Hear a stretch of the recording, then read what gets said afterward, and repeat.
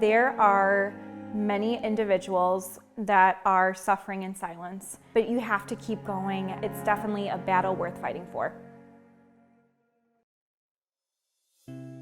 This journey started when I was around 16 years old. I had thoughts that were going through my mind that were very embarrassing. Things that I wouldn't typically share out loud with people.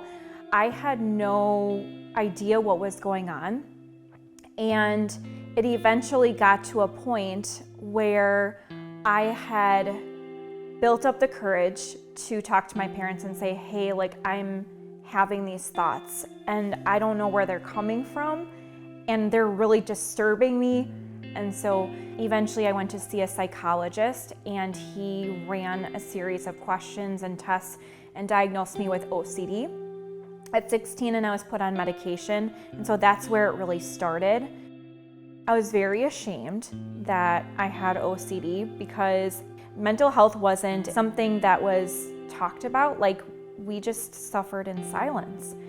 And fast forward a couple of years, I moved out to Arizona, but my medication wasn't really being adjusted as much as it should, and things were just coming at me in a storm. I had gotten to a point where I wanted to die by suicide. I remember calling my mom and I said, I can't live like this anymore. I can't be suffering like this. My marriage is crumbling. I can't get these thoughts out of my head. I don't know what else to do. I would be better off dead.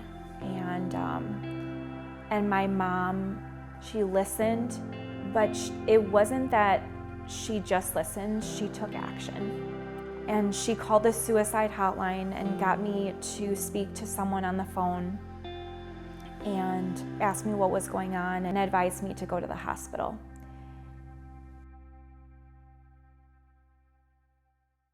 When I got out of the hospital in Arizona, I was recommended by the treatment team to go to Rogers. And so I went through the OCD program.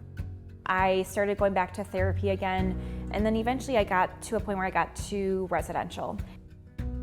And residential was the last point in my treatment, and it was as if everything was coming together. And I just felt like all of these tools that had been given to me were now mine. And they say that you put tools in your tool belt. I have that tool belt fastened every single day, ready to take out the tools when I need it, knowing that it's not going to be a perfect day or perfect journey, but I will take things as they come to me and I will deal with them accordingly. I am now the happiest that I've ever been. I do have difficult days, but what I do is I use my support system, I use my tools, I've got my therapist, I have my psychiatrist, and it's all of these things combined that are helping me make through it every single day. And I don't know what I would do without the support. And Rogers has been such an influential part in my journey, and I can say that I've got this.